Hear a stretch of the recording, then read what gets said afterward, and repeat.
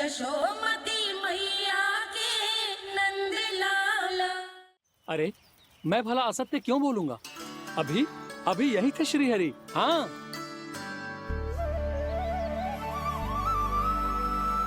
हाँ, जैसे श्री हरि को तो कोई कार्य है ही ना।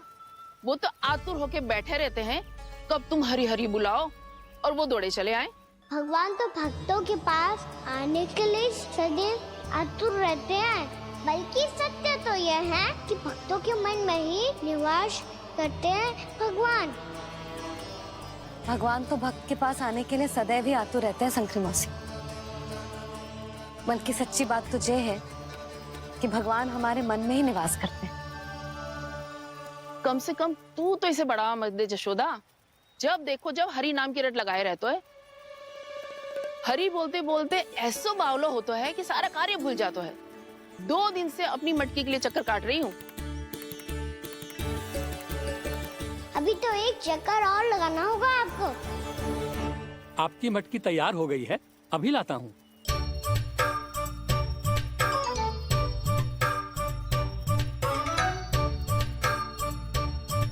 लो जी मटकी।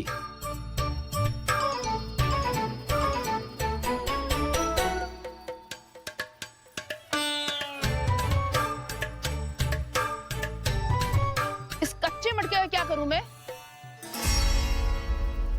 हाँ? पर इसे तो मैंने भट्टी में पकाया था। अब तू ही देख ले कितना ध्यान रहता है इस कार्य पे।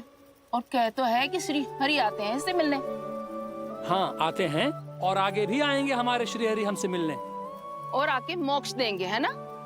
मांगूंगा तो मोक्ष भी दे देंगे, मांगूंगा तो मोक्ष भी दे देंगे, मांगूंगा तो मोक्ष भी दे देंगे। अभी तो ये बता कि तू मुझे मेरी मटकी कब देगो? और मेरी मांग कब पूरी करोगे भोला राम जी? मेरो घड़ा मेरे दिए तो तैयार है ना, कल एकादशी की पूजा और व्रत के लिए। एकादशी का व्रत? हाँ, एकादशी का व्रत। इसे करने से श्री हरि बहुत प्रसन्न होते हैं। अच्छा, फिर तो अभी लाया।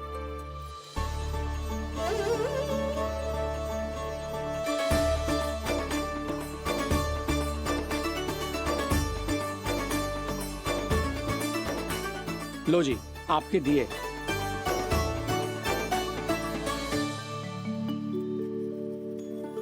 और जो हमने मांगा है वो? बाकी सब शेष द्वादशी के दिन मिलेगा, क्योंकि कल मैं भी एकादशी का व्रत रखूंगा, क्योंकि कल मैं भी एकादशी का व्रत रखूंगा, क्योंकि कल मैं भी एकादशी का व्रत रखूंगा।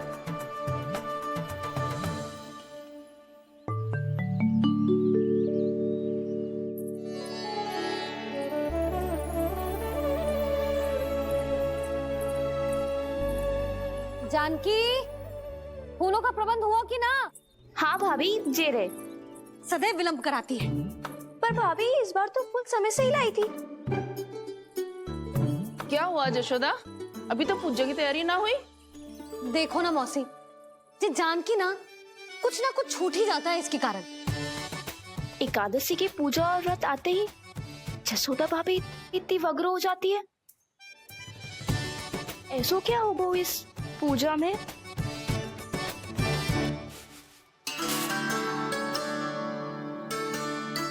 ये थाली में रोली चंदन रखने से, दिया जलाने से के होगो? आपको पता भी है एकादशी का व्रत क्यों रखते हैं? क्या महत्व है इसका? लो, जे तो मैं जसोमती रानी से पूछना भूल ही गया। पर हाँ भगवान, मेरे लिए इतना ही पर्याप्त है कि इस व्रत को रखने से मेरे श्रीहरि हमसे प्रसन्न हो जाएंगे।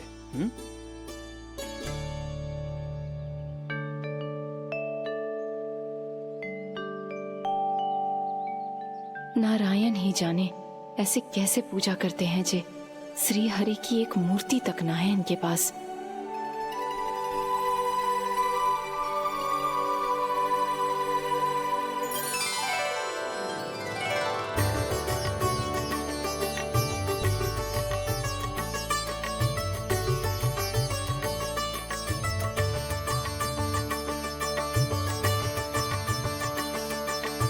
प्रभु, न तो मेरे पास मूर्ति है और ना तो इस व्रत के विधि विधान के बारे में मुझे जानकारी है और ना ही मुझे इसके महत्व के बारे में जानकारी है, पर फिर भी मैं करना चाहता हूं।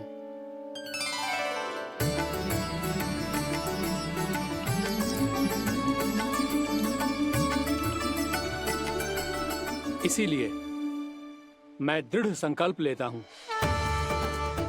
पूरी निष्ठा के साथ, श्रद्धा के साथ और पूरी आस्था के साथ मैं इस व्रत को संपन्न करूंगा।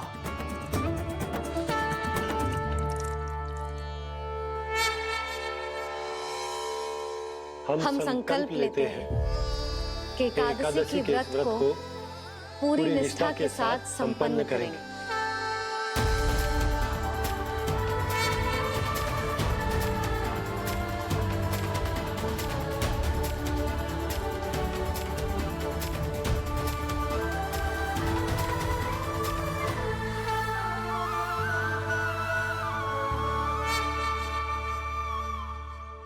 तुलसी जी के पत्ते तो हैं ही ना।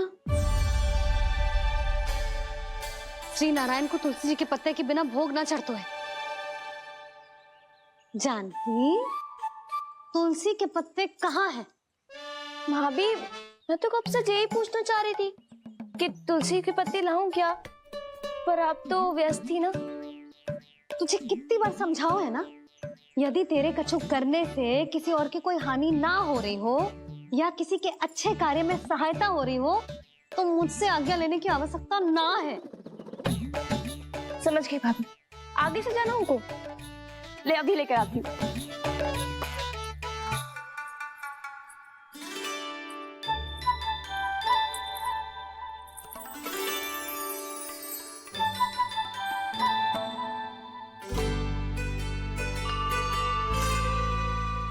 ताऊ, आपने पहले ये व्रत करो है? आपको इसका महत्व पता है? भाभी चलिए। जानकी, तुमने ये व्रत करो है? फिर तुमको इसका महत्व पता है? सुमति जी, आपको पता है इसका महत्व? कान्हा, क्यों तंग कर रहे हो सबको? मैया, सबने करो ये व्रत, मुझे भी करना है।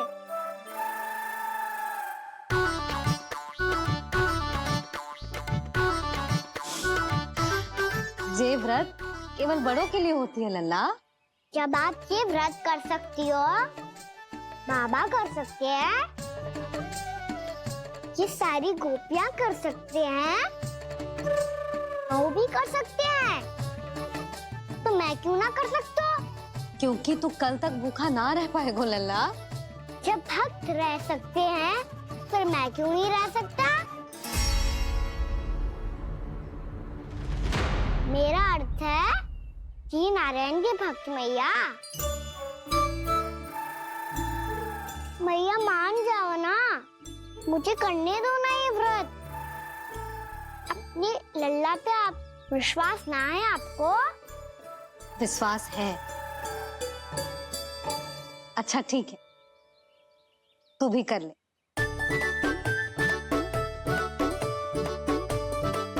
पर मैया, व्रत की कथा तो सुनाओ, मैं तो अबध हूँ ना। मुझे कैसा पता चलेगा कि ये व्रत करते क्यों हैं?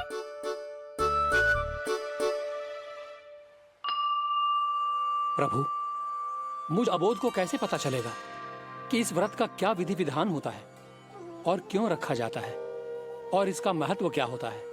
मुझे तो आप ही बता सकते हैं प्रभु। जब व्रत कर रहे हैं तब उसका महत्व भी पता होना चाहिए ना। बताओ ना मैया, क्यों रखते एकादशी का व्रत?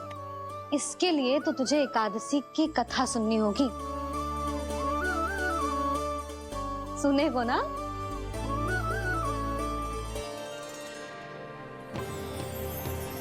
वसुदेव सुतं देवं कंसचाणूरमर्दनम् श्रीहरि, यशोदा परमानन्दम्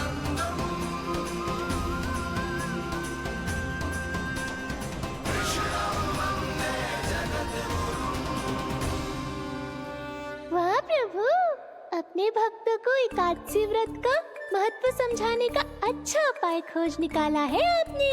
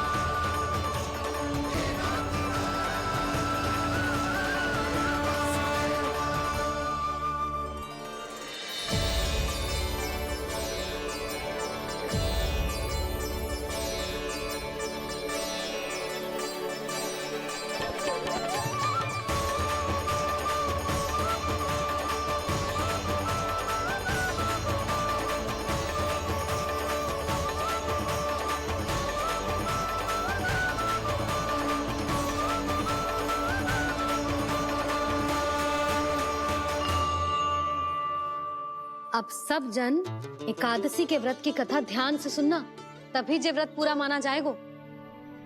समझो लल्ला।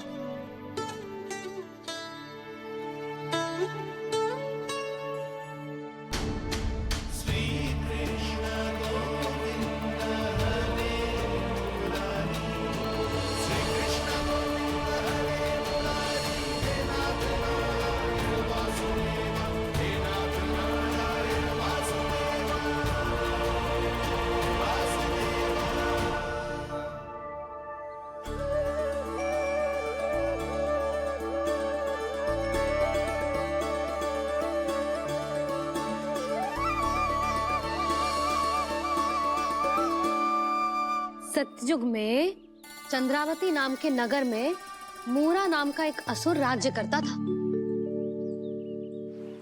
ओम ब्रह्मदेवाय नमः। ओम ब्रह्मदेवाय नमः। ओम ब्रह्मदेवाय नमः। ओम ब्रह्मदेवाय नमः।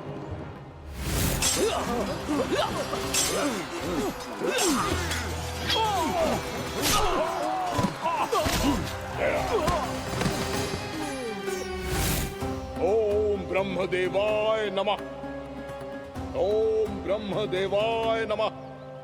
जब उसने देवताओं के हाथों असुरों की पराजय देखी, तब वो वरदान पाने के उद्देश्य से ब्रह्मा जी की तपस्या करने चला गया।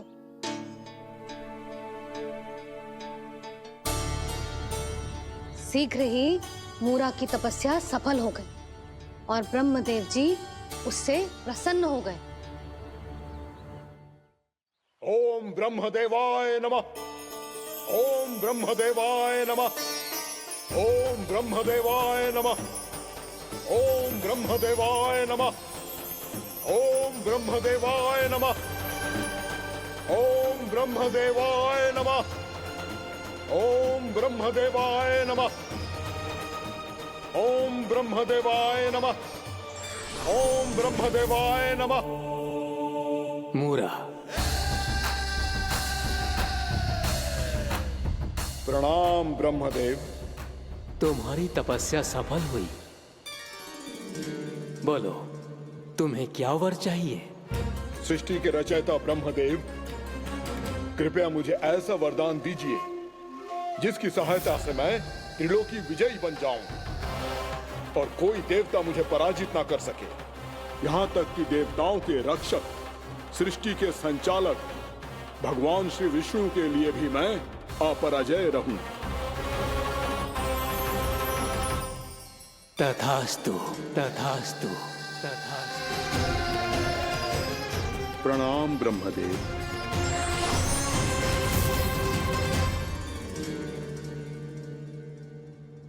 ऐसा वरदान पाकर मूरा बहुत अभिमानी होगा। यक्षों, किन्नरों, यहाँ तक कि देवताओं को भी युद्ध के लिए ललकारने लगो, पर किसी ने भी उसकी ललकार को स्वीकार ना करो, क्योंकि सभी उसकी शक्ति से बहुत भयभीत थे और उसके सामने युद्ध किए बिना ही अपनी पराजय स्वीकार करने लगे और फिर दंभ में आके उसने स्वर्ग लोक पर भी आक्रमण कर दिया। और देवराज इंद्र तक को चुनौती दे डाली।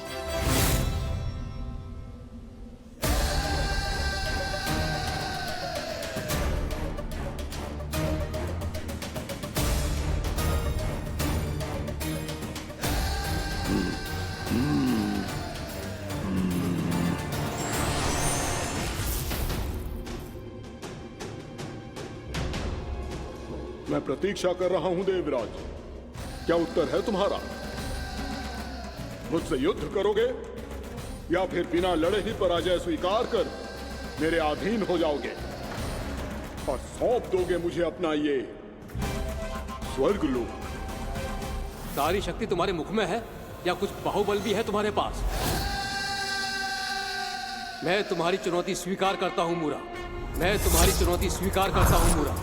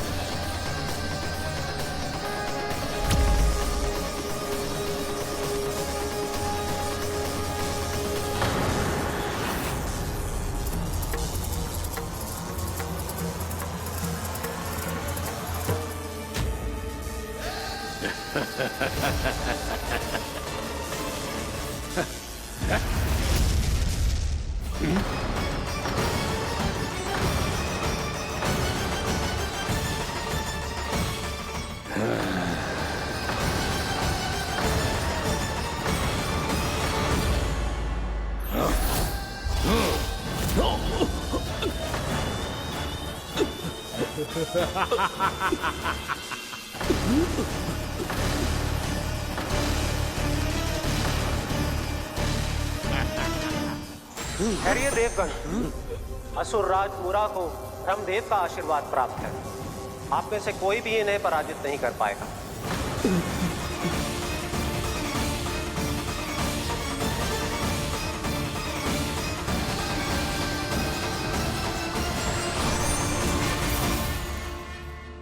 एक अवसर और देता हूं देवराज, युद्ध या अधीनता, क्या उत्तर है तुम्हारा देवराज?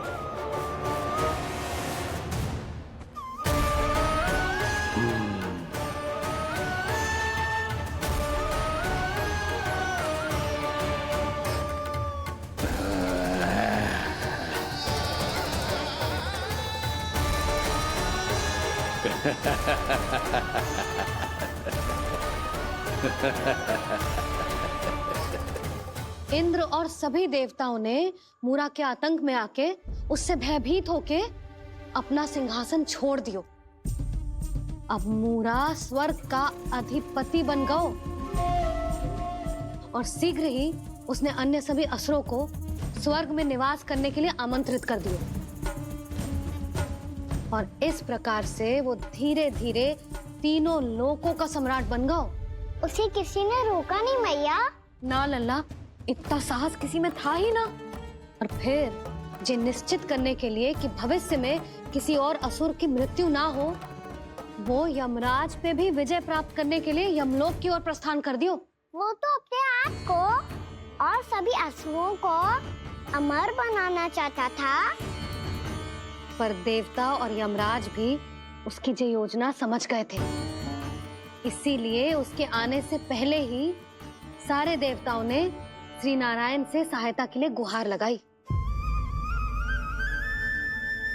अब केवल आप ही कुछ कर सकते हैं प्रभु। अभी तो मूरा केवल त्रिलोक का स्वामी है और यदि उसने यमलोक भी जीत लिया तो वो जीवन को ही नियंत्रित नहीं करेगा प्रभु, वो मृत्यु का भी स्वामी हो जाएगा। ऐसे में पहले सृष्टि का संतुलन तो नष्ट होगा प्रभु, और फिर स्वयं सृष्टि ही नष्ट हो जाएगी। ऐसा नहीं होगा यमदेव, नियति ऐसा होने ही नहीं देगी। विधि रचेगी खेल और मैं बनूंगा माध्यम। असुर राज मुरा का सामना मैं करूंगा। बस आप मुझे चुनौती देने के लिए उसे तैयार कर लीजिए, चाहे उसके लिए आपको साम दाम दंड भेद कोई भी उपाय क्यों ना अपनाना पड़े।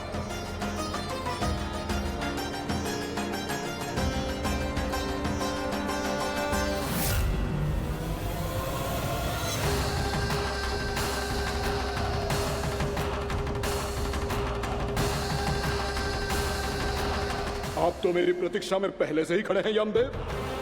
तब तो आपने मेरी चुनौती के बारे में भी सुना ही होगा। कहिए, क्या उत्तर है आपका?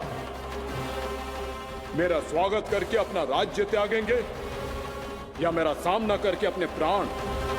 असुर राज मुरा का सामना मैं करूंगा। बस आप मुझे चुनौती देने के लिए उसे तैयार कर लीजिए, चाहे उसके लिए आपको साम दाम दंड भेद कोई भी उपाय क्यों ना अपनाना पड़े।